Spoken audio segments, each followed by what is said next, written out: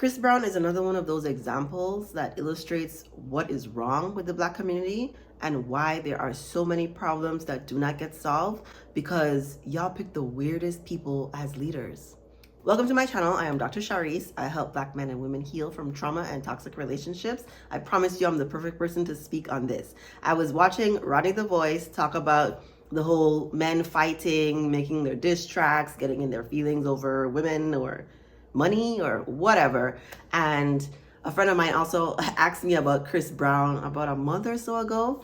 I don't ever really have much to say about Chris Brown because most of the things I have to say are not positive, but I feel really moved to make a video about Chris Brown in this day and age because so many people come out to defend him and his bad behavior over and over again. It's kind of strange why Jill Scott would go out of her way to say positive things about Chris Brown when there's this long history. And for you watching, maybe you don't know the long history.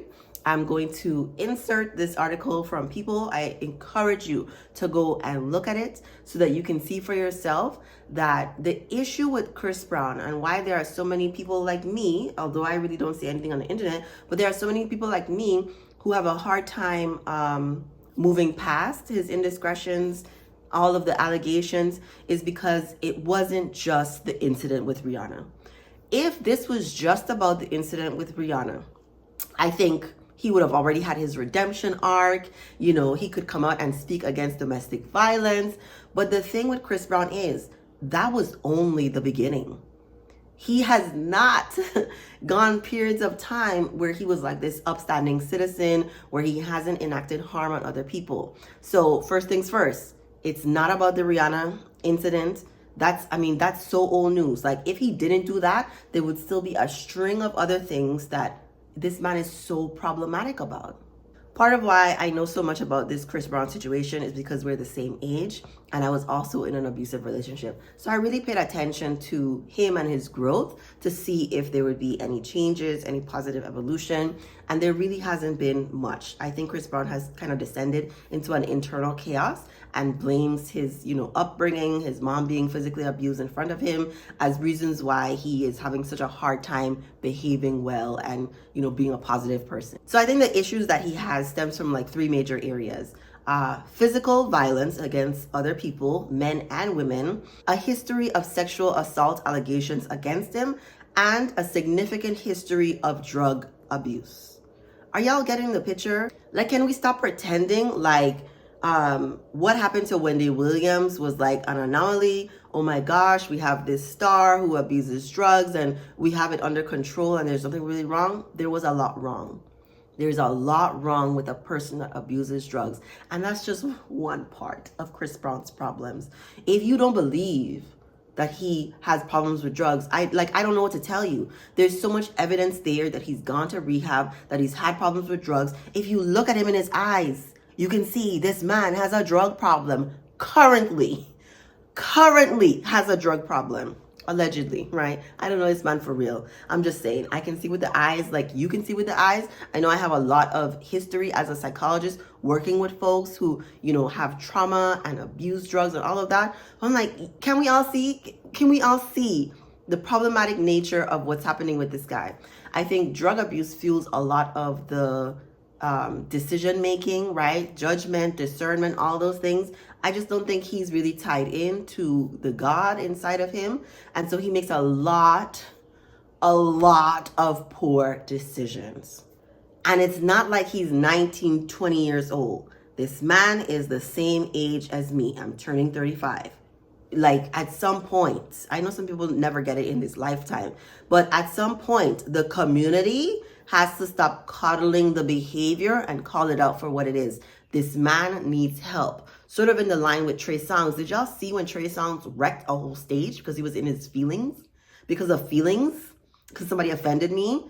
That's the same level of Chris Brown. Like, we need to be helping these men. And to do that, you have to call a thing what it is. You have to hold them accountable. You have to want better for them. But if y'all want to just excuse all the behaviors that he's doing, oh, it's no big deal. That was so long ago, when really it was like a year ago.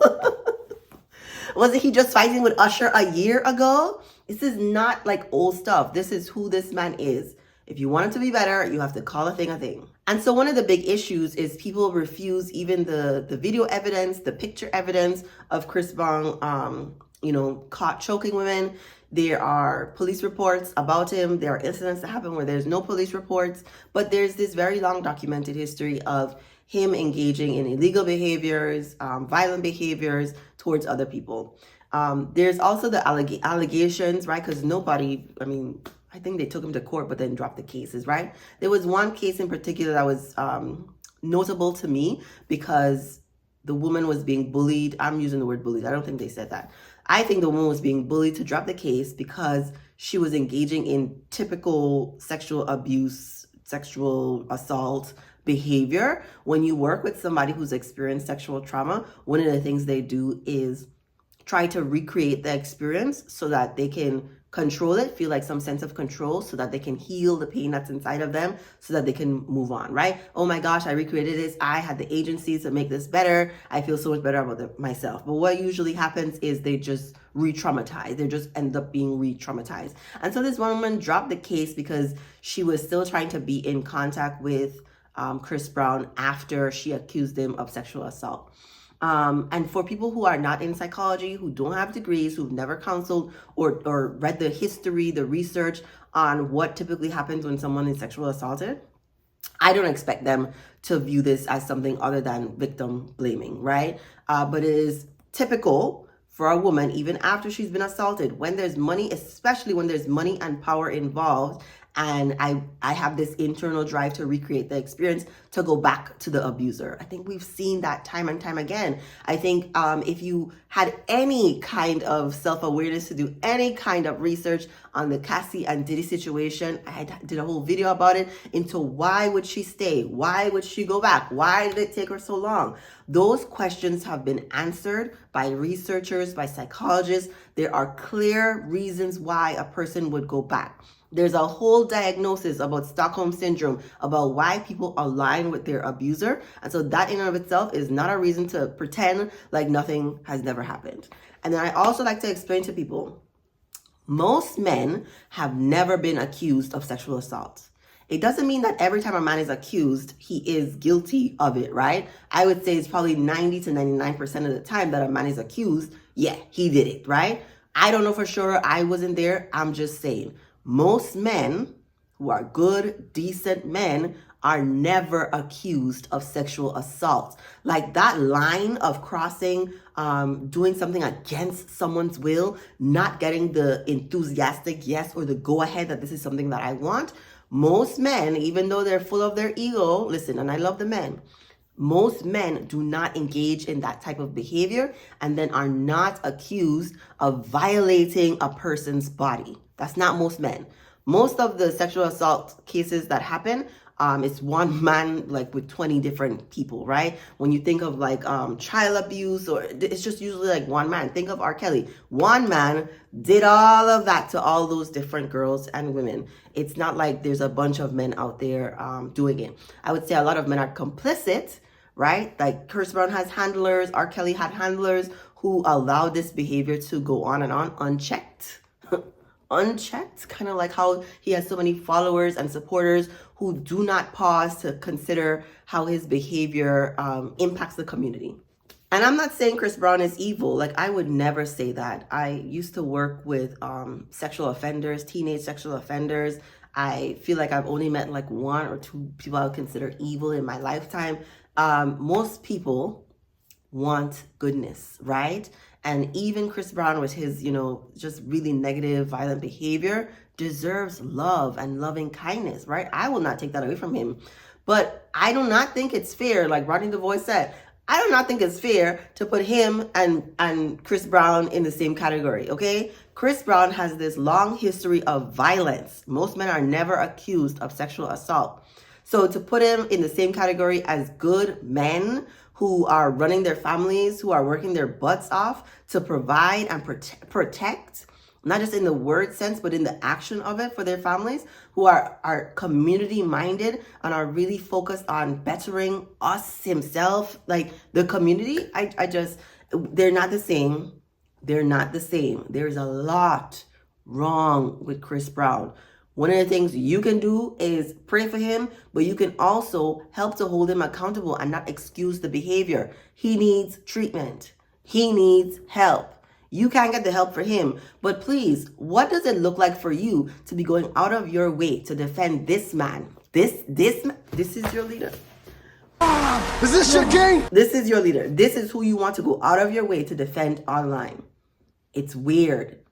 In fact, it really says a lot about you being so male identified and wanting to coddle a grown man who needs help, treatment, lots of it, right?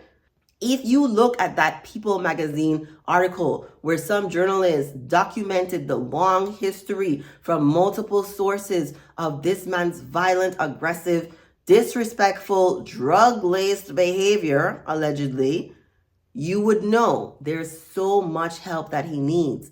And why? Why must you be the woman to go out of your way to defend Chris Brown online? Tell me why. Why is it so important to you to go out of your way to defend Chris Brown online? I think that ideology has fueled so much toxicity in the Black community, and at some point it's gotta stop. Like, we really need better for ourselves. I really think we need to pick better leaders. Y'all are the same ones that love Umar Johnson. Make it make sense. And then want to complain about the white people this and the white people that. I'm just like, can the house get in order, please? Can you, right now, when you're interacting with people online, like, can you hold people accountable? Can you not make excuses for bad behavior? People need help. And there's lots of ways to get help, right? You can watch videos on my channel. I think Iyanla Van Zandt is also doing really, really good work in terms of male development, like getting them help, because they've been such a neglected area in terms of like their emotional and spiritual health for such a long time. But there's so many different ways to do it. Get a life coach, get a therapist, read a book, read a self-help book. Go to a retreat, do something so that you can awaken the part of you that wants happiness and peace. Yes, you personally. Because as we all do our individual work, we elevate the whole community. I'm rooting for everybody Black, like Issa Rae. I promise you, I'm rooting for everybody Black. I want everybody to win. And I hope I live to see the day when the Black community stops settling for mediocrity. When we say, you know what? Our goal, I'm not with the whole Black excellence, right? But that our goal is happy, healthy, whole people. And if you are not happy, healthy, and whole, hey, I'm going to call you in. I'm going to extend, some help for you versus tearing you down. Like, my goal is not to tear anybody down. I'm just speaking facts. These are things that really happened with Chris Brown. They're only facts. The goal is not to make him out to be this terrible person, but I'm saying we need to pick people who are leaders, who are actually leading in a positive way. We need to hold people accountable if they're engaging in negative, harmful behavior, and do your personal work. Oh my gosh. Before you, advocate for this man online, can you do your personal work? Can you get your house in order? Can you make sure your kids are happy? Can you make sure they're at peace and doing what they need to do? Can you make sure you are engaging in your self-care? Can you make sure that you identify what your triggers are so you are not passing down generational trauma? Can you? Okay, lots of resources. I encourage you to just do some form of work on yourself so that you can be better, so that we can all be better. Let me know if you have any questions or comments. Leave a nice comment. Give this video a like if you enjoyed it. Share it with someone you think it may help. And thank you for watching.